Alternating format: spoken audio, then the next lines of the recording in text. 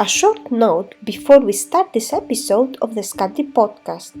The sound quality in places on this recording is not quite perfect, and we do apologize for that, but we hope it doesn't diminish your enjoyment of the episode.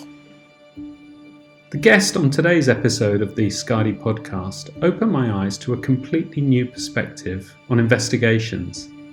We at Skadi have been conducting wholesale investigations for our customers for the past decade, but we only get to see part of the picture, not the whole scene.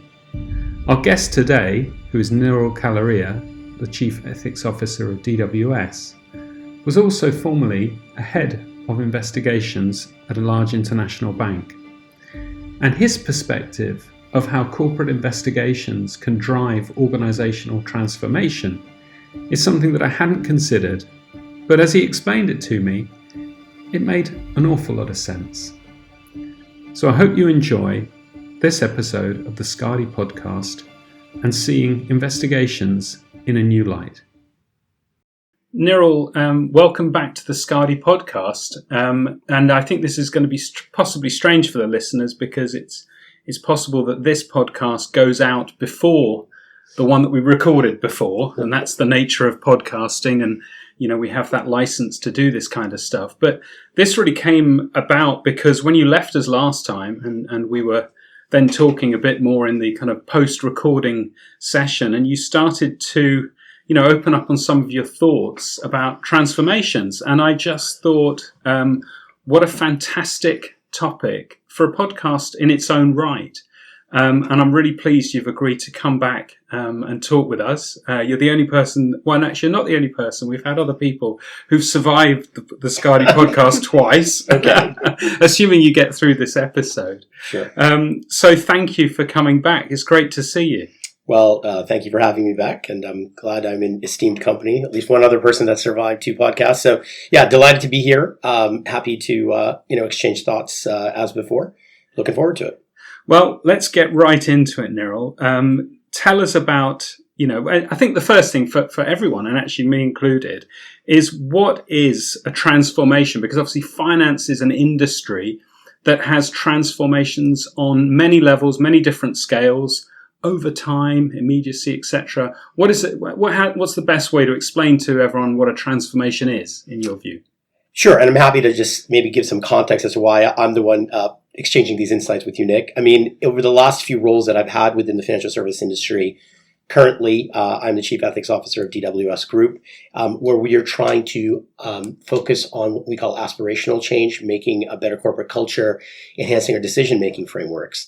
Prior to that, I led the highest impact investigations unit that sat within group audit at Deutsche Bank, where we obviously dealt with a lot of big investigations that sort of spanned the franchise globally across product lines, across issues. And then, coming originally from New York, but moving to London in 2013, I came across on the buy side, principally on the asset management side, as well as the wealth management side, to do a digital transformation. And so the reason I start with that is because I think if I take that 10-year period, really they're all different aspects of transformation. And so you ask sort of, what does that mean? To me, transformation is a designed set of actions to presumably make your organization stronger, more profitable, less costly, whatever aspects that are going to drive the transformation. They are a designed set of actions to help better organization. And, obviously we'll talk about it, but to me, it's become such a big buzzword in the industry, transformation. There's many types of transformation, right? I mean, obviously you have regulatory changes, you have industries in change, firm specific as well. We talk about digital transformation, but there's also, I think people know very well that we're in the midst of, and maybe in different ways across different regions, but we're in a green transformation, right? You definitely have governments, particularly if you look at the Scandinavian countries, where there's a big emphasis on, rethinking and reworking how a company is going to do business to comport with, sustainability and climate change goals. And then you also have crisis transformation. Obviously a lot of tough stuff going on in the world at the moment, but if we just go back a year and a half, I think it was roughly a year and a half maybe, that, we had Russia invade Ukraine. Now, putting aside the geopolitical issues themselves, obviously you had a lot of firms that had differing footprints in Russia. And then I think understandably to show solidarity with the international community, there was going to have to be a very expedited view on what, if any, work are we going to do in Russia? People had teams in Russia. So you actually had a crisis transformation. So, to me, the idea that change is constant, that's the one constant, right? I know it's a bit cliche, but it is true. And I think, and we'll talk about this, I suspect, Nick, but, I think the idea here is companies usually have more than one transformation happening. They need to figure out how to do all of their transformative work in a harmonious way, but also tuned to the various transformations that exist. So, I feel that I've gotten a very good opportunity to help drive change across the dimensions I just delineated. And I think, happy to talk about that because I think even investigations, and maybe just to give you a thought that I think will drive the tail end of our discussion, it's a transformation, which I think some people will contest. But I like to talk about why I think it's also just another face of change, another face of transformation. Well, that's a really interesting intro, and I'm going to dive straight in there on something because I think already you're expanding my understanding. So, transformation versus change. Is there an element of choice in a transformation, or is that not really the case? What's your view on that? Yeah, that's an excellent question. And I think from my perspective, I think there's various components to transformation. I think probably for our purposes, we can use transformation and change synonymously. Yeah. Some people will say transformation is definitely a more deliberate set of actions. Change could be something more tactical. But I think for our purposes, if we use them, interchangeably, I think that will work. I think some of the clear dividing lines of the types of transformation are, is it an internal transformation or an external? And what's an internal transformation? Well, an internal transformation is something that, the company decides they want to go into a new business line. They want to, change some of their technology platforms. An external change, and I think one that goes back several years, is MiFID, right? There was a huge set of changes that came along, particularly applicable to the buy side, that was very much an externality, right? They passed this legislation. Most firms were, I think at least not all, were in a position to comport with the new regulatory obligations, and there was a bit of a rush to figure that out. So I think the first common dividing line is it internal or is it external? Another dividing line to me, which I think is useful to talk about, is it a negotiated or let's say a planned transformation? Or alternatively, is it an ad hoc or one might even say a sudden transformation?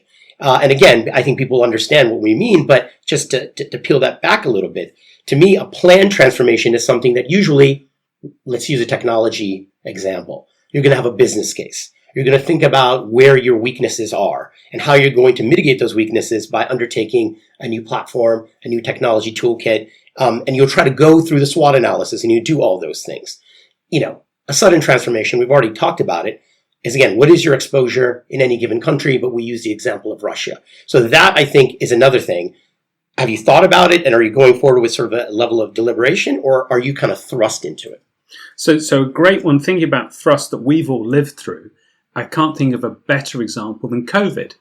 And it's had far-reaching implications, hasn't it? Which, a month before going into COVID, we never would have envisaged a completely new way of everybody working.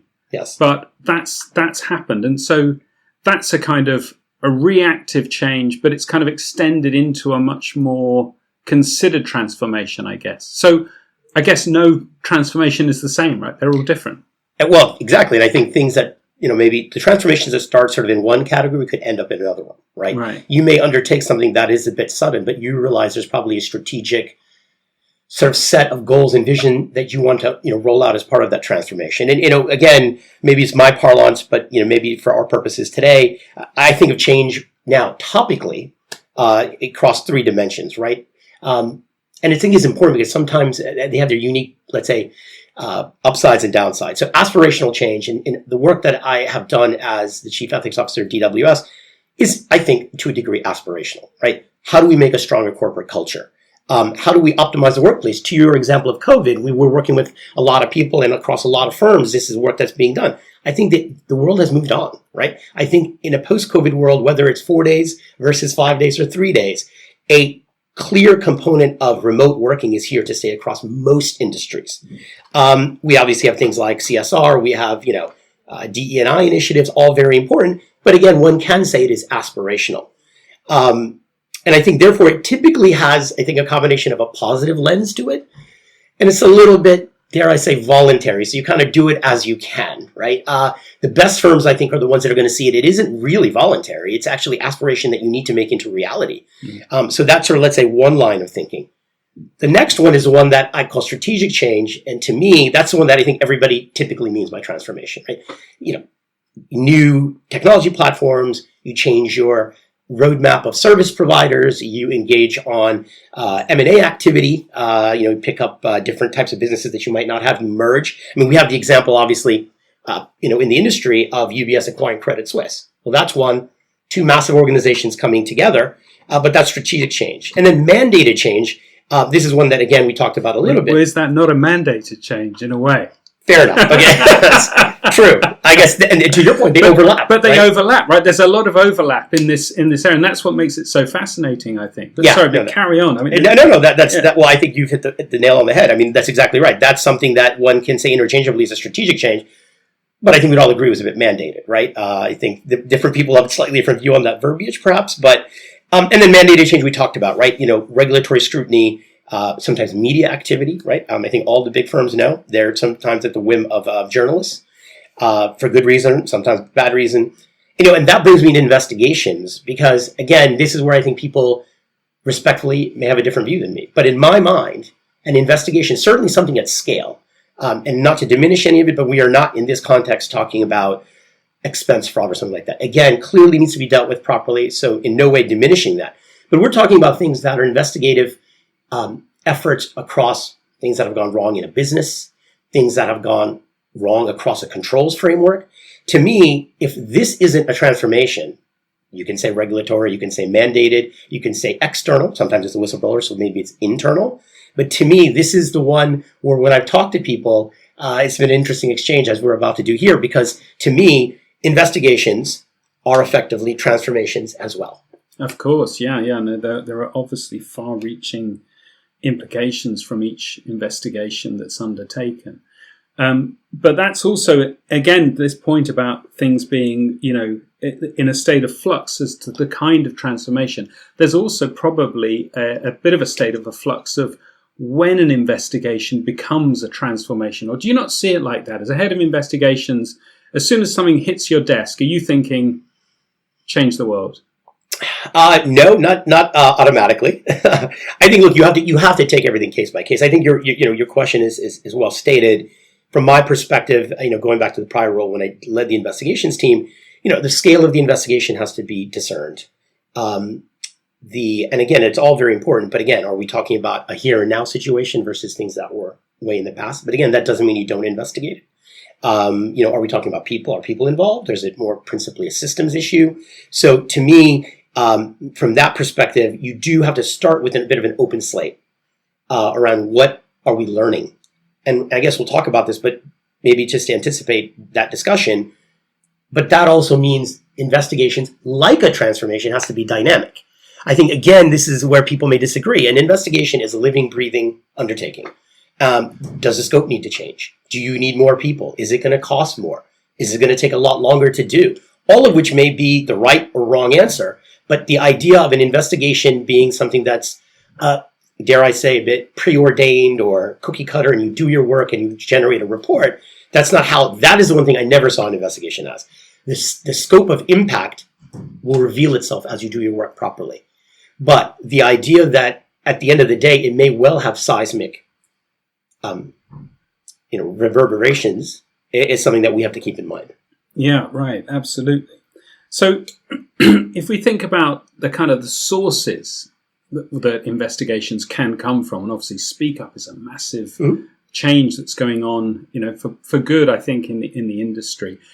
Is there in your view and your experience, do some of those different sources where they come, whether it's, regulators putting pressure on externally, whether it's some event, a large loss or something that's happened inside the firm, or whether it's an insider giving information, are any of those more likely, do you think, to elicit the kind of transformation that you're talking about, or not really the case? From my perspective, I think any of those could elicit, and often should elicit, a transformative mindset. Because again, what is the ask of a given investigation? Are you finding that this is reasonably contained? Are you finding that this extends to other business lines, the issue at hand, whatever it may be? So from that perspective, I think it's important to sort of keep an open mind around that. And this is, maybe to touch upon something, and obviously probably we'll spend more time talking about investigations, but, to your point around the source of an investigation, Speak Up is rightfully so very big across particularly the financial services industry, and I suspect many other industries as well. And again, a big supporter of that. I think, if nothing else, that is often necessary, simply that you get health checks in place. And this is another area where I think you talk about what the source of an investigation. People, whether they admit or not, I think are usually going to sigh a little bit and say, oh, we got to do this investigation now. It's going to cost so much money. And was it really going to get us? And again, maybe at the risk of deliberately being controversial, I would say, does every transformation succeed? Put aside investigations for a second. When you undertake a transformation, you may find that you change it along the way. Sometimes you have to stop it for whatever good or bad reason there is. Sometimes what you end up with is not what you started. But there's always this view that those kind of changes are, it's going to generate more revenue, etc. So they're cast in a positive light most of the time. Whereas investigations, I think, necessarily, and to a degree, understandably, I think are always cast a bit in a negative light, right? Because there's this, at best, cost avoidance, or maybe we're avoiding costs.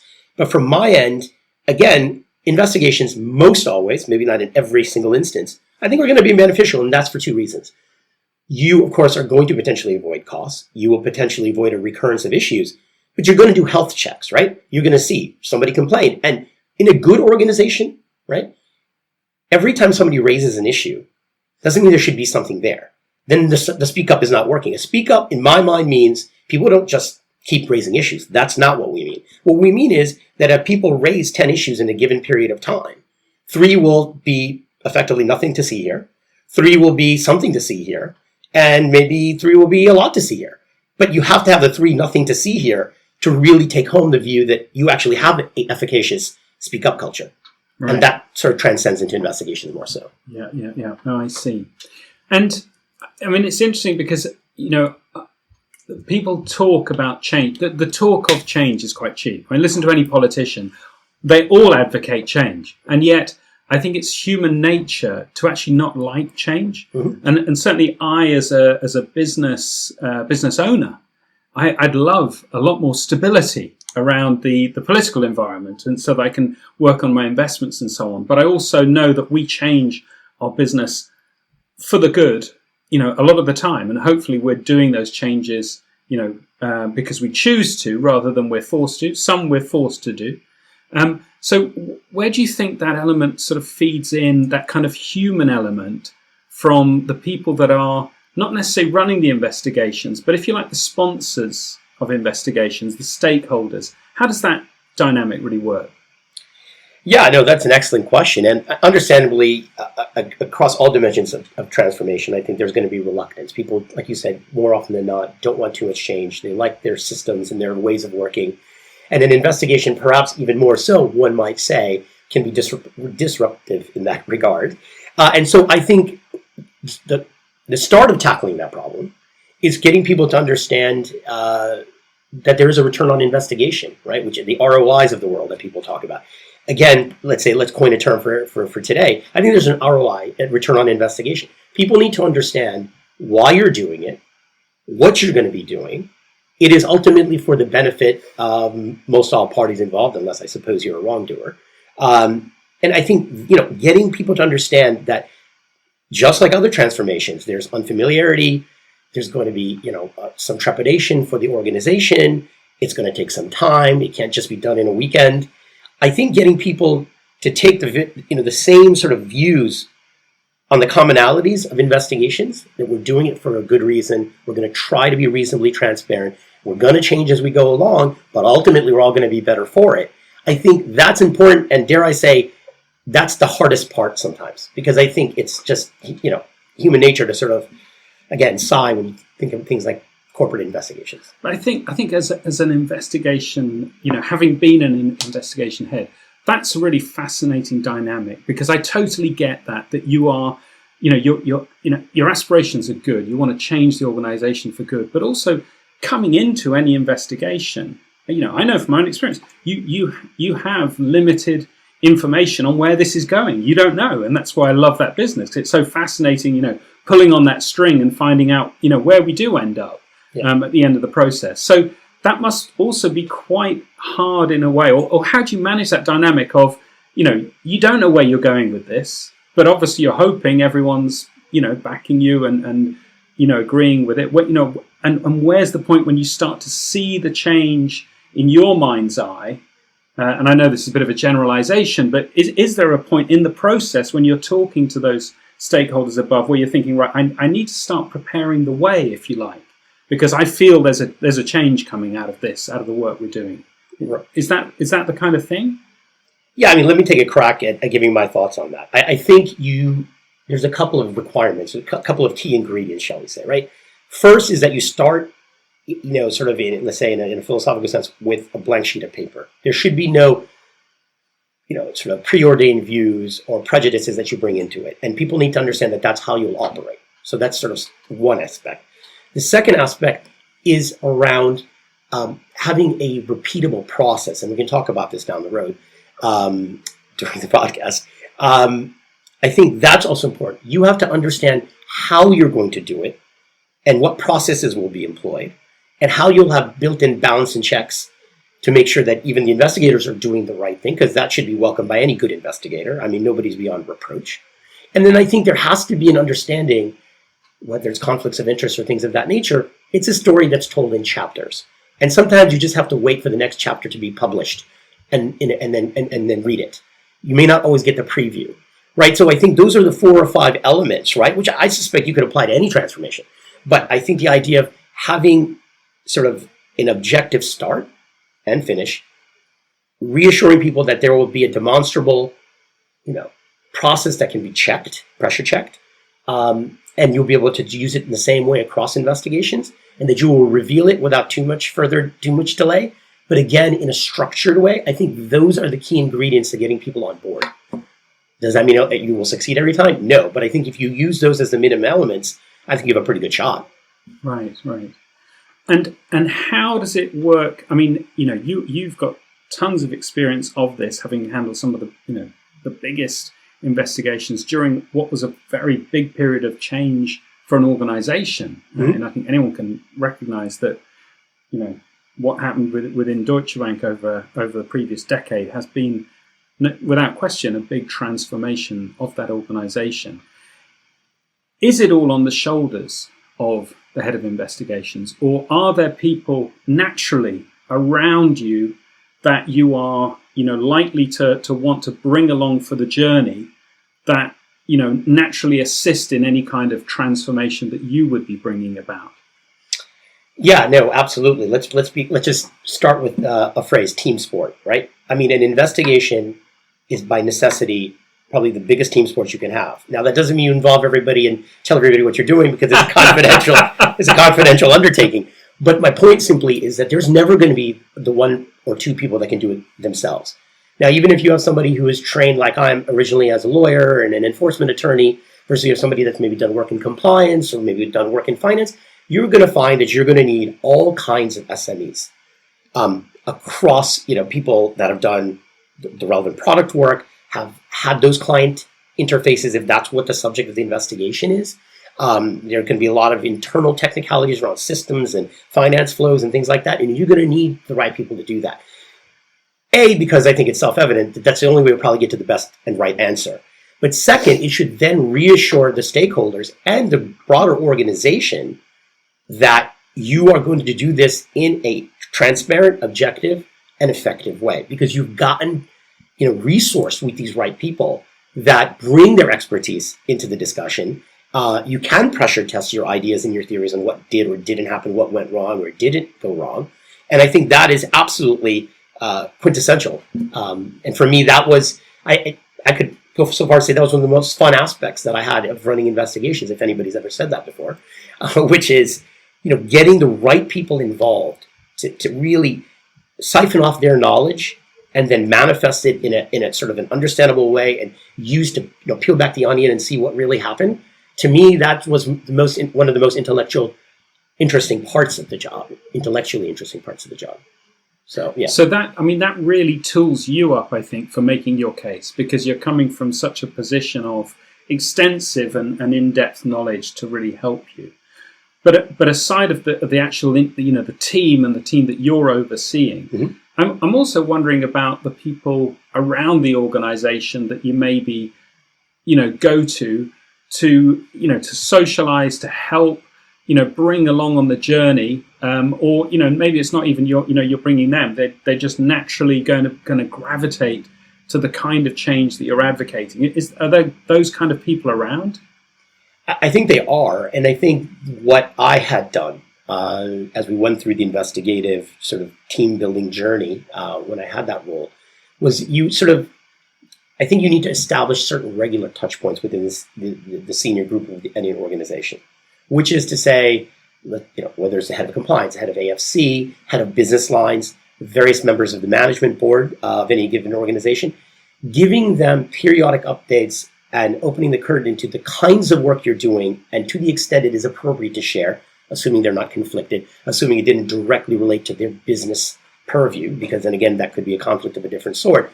I think having those regular touch points is absolutely essential to getting people on board that what we're doing in investigations is really for the long-term betterment of the organization.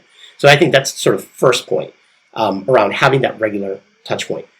The second thing is, as you go through an investigation and you find, presumably and hopefully you're resourced with SMEs, as you come towards the back half of that, you want to, I think, make sure that you have the proper interfaces into the organization to ensure, if nothing else, and paramountly, that the remediation work that comes out of it will be agreed upon, will be comprehensively and effectively pursued, and seen through completion.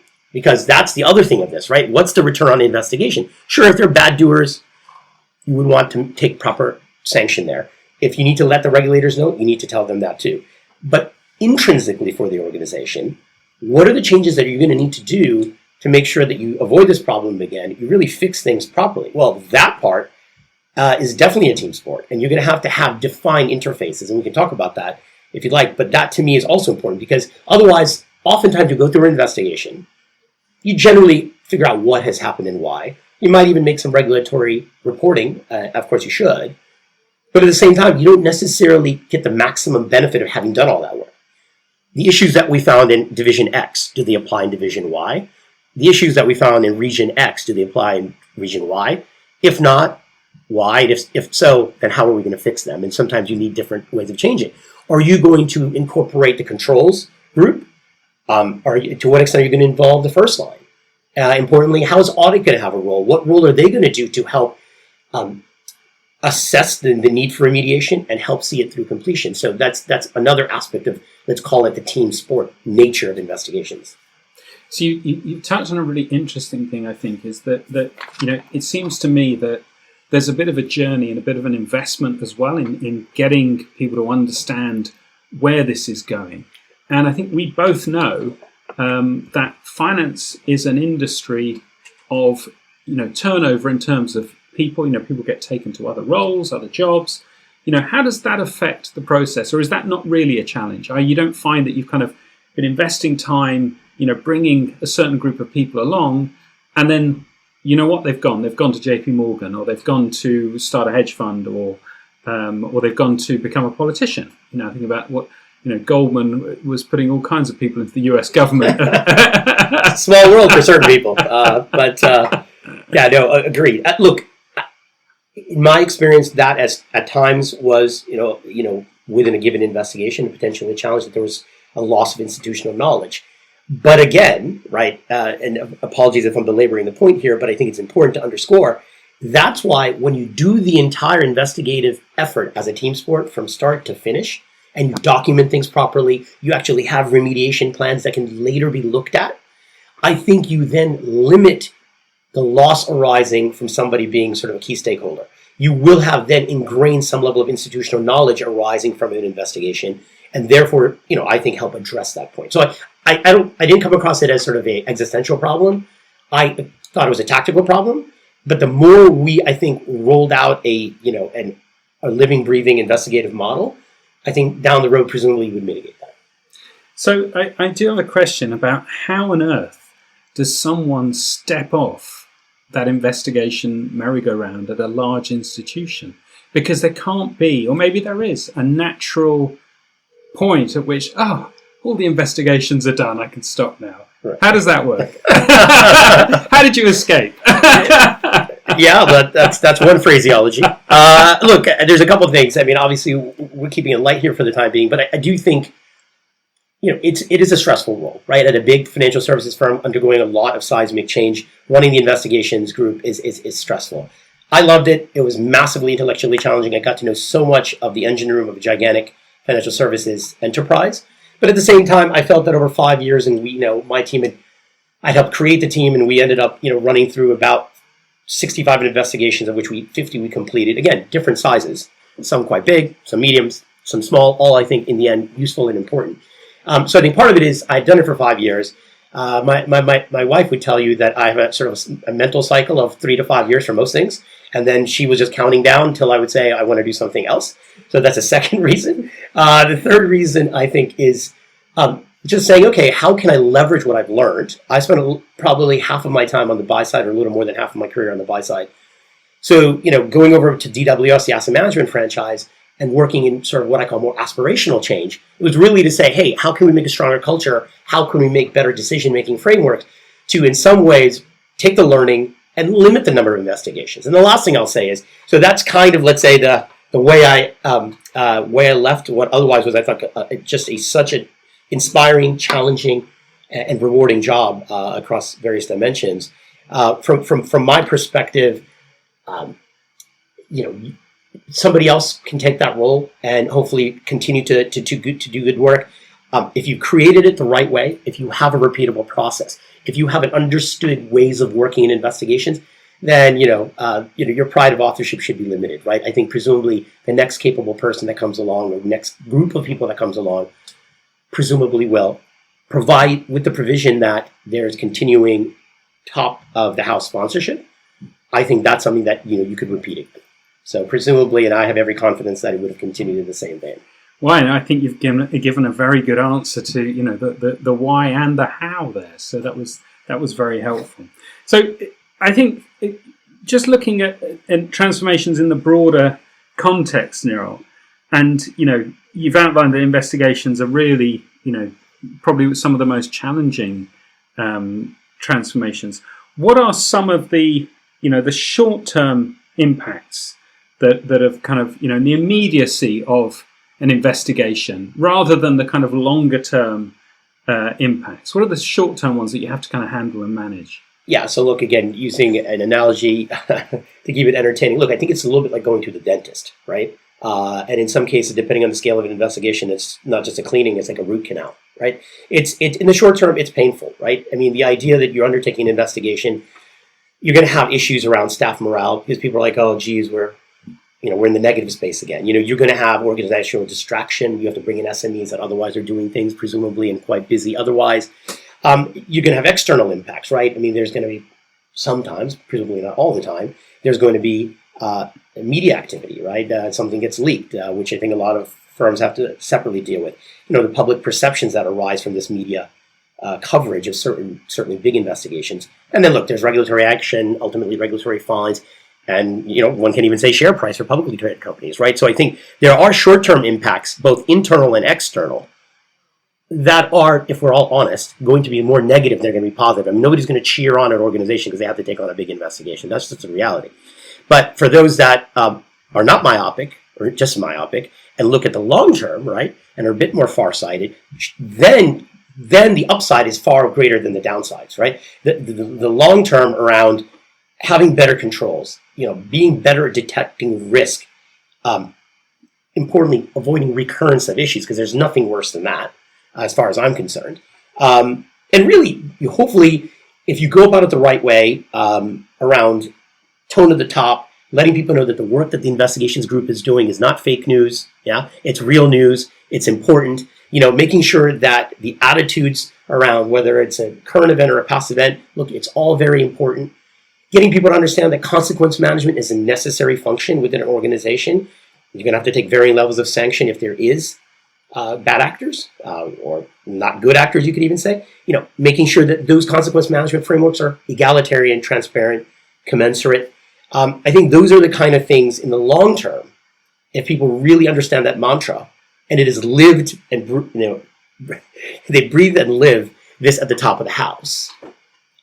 I think that is the hardest part, but the most useful part to have that long-term benefit, which you have to play the long game in an investigative transformation. The short-term benefits are occasionally there, and they are sometimes there, let's be clear.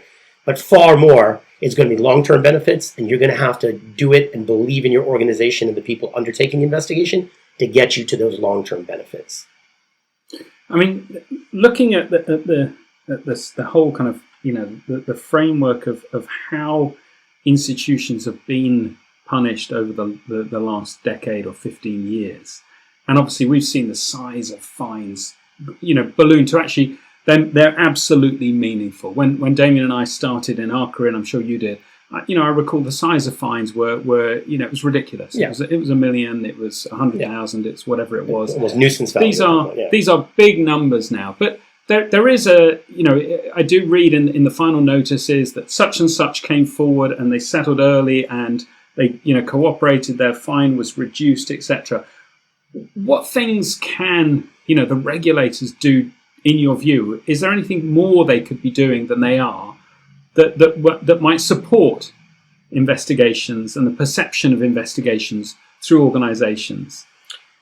Yeah, well, look, I think there is some stuff that has started to happen in this space, right? I think there is definitely a view across regulators feeding into large-scale organizations that being proactive, getting ahead of the curve, being forthright quickly as possible is going to garner you some benefit, right? And I think that's one thing that needs to, continue.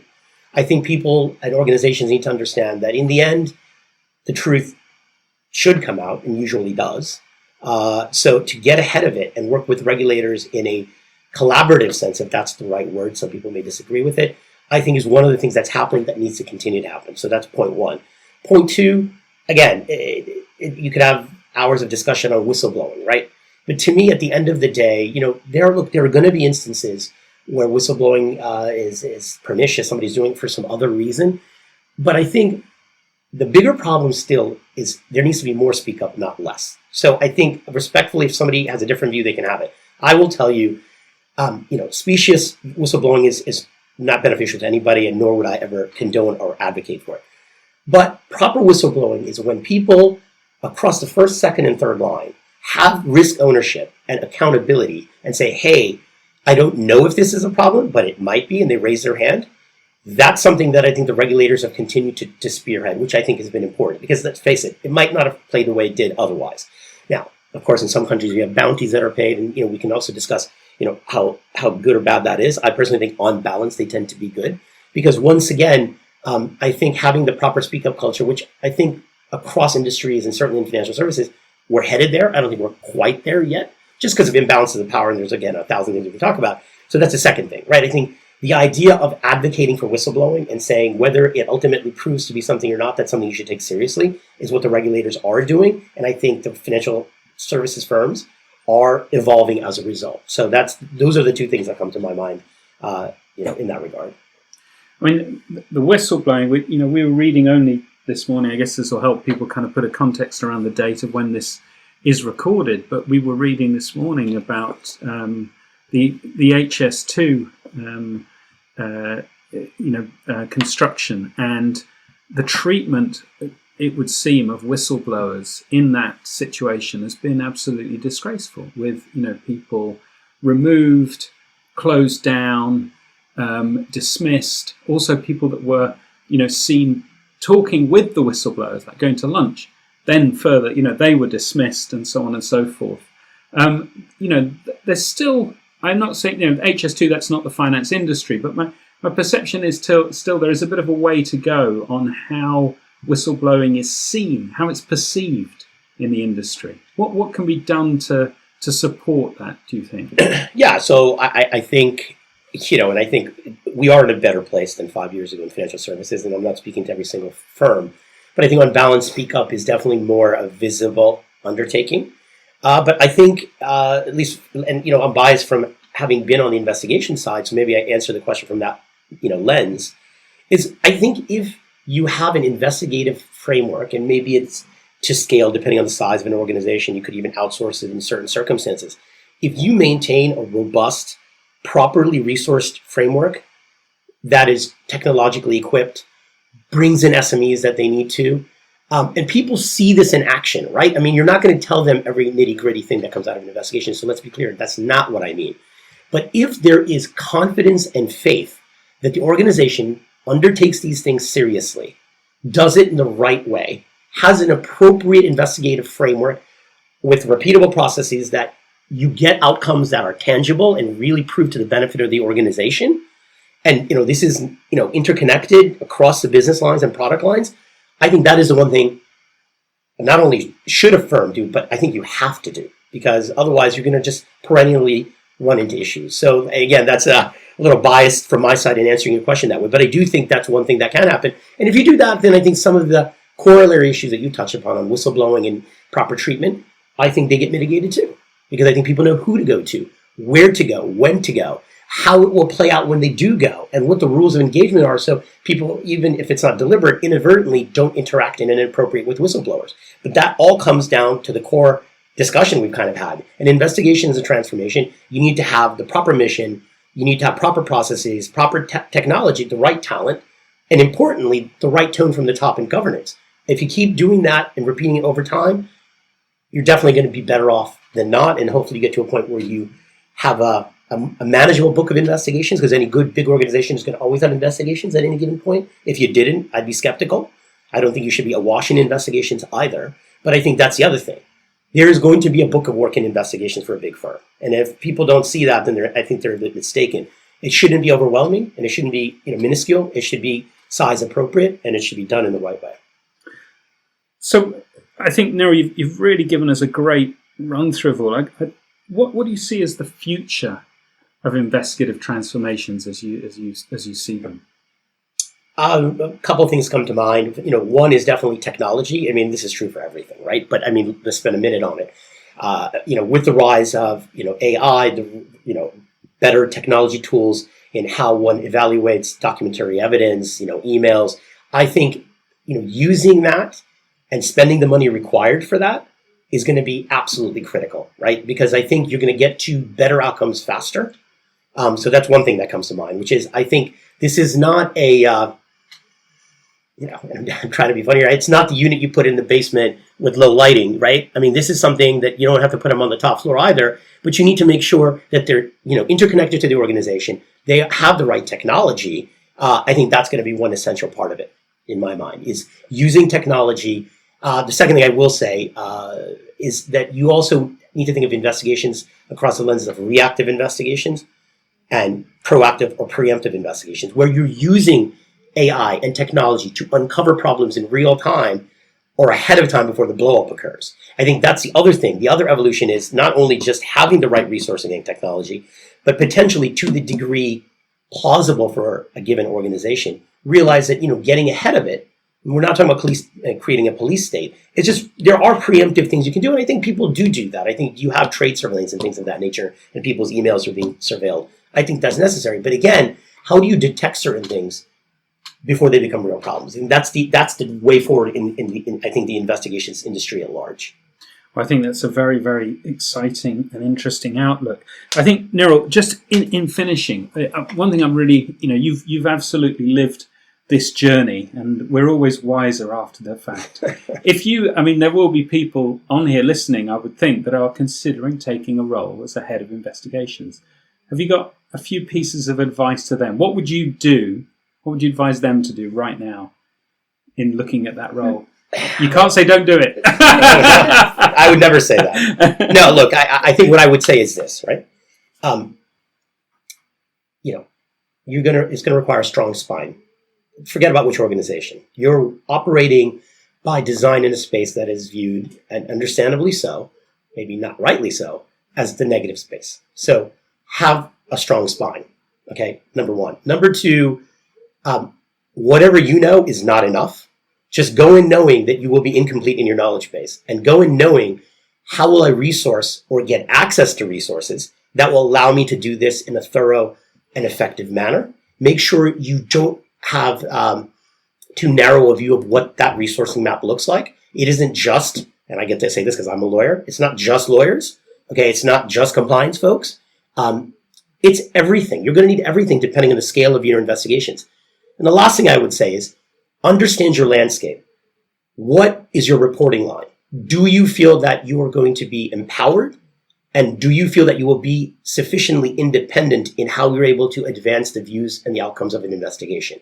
And if not, you better do that homework on the front end, because otherwise it's going to be very hard. And to the extent an investigation doesn't work, it's like playing with dynamite. There's only one outcome. If you blow it up, you're blown up. So unfortunately, what I would tell these people is you're going to have to be ready to make sure that you are right pretty much all the time. This is not that kind of thing that you can just kind of be wrong some of the time.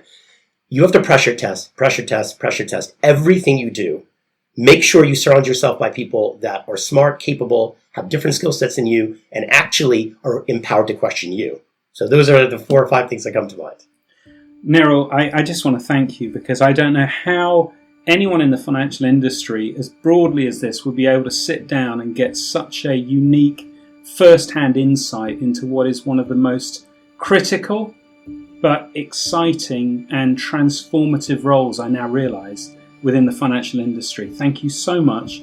And I think you've officially, again, survived the Skadi podcast. Well, thank you so much for having me. It was a delight to speak today. This to me is very interesting stuff, right? And I'm glad if there's any insights people can take away from it, all the better. But I really do appreciate and feel fortunate in the journey that I have been equipped to take as a professional journey. And look forward to continuing to operate, in different dimensions of transformation, Nick. Great stuff. Thanks, Niral. Thank you.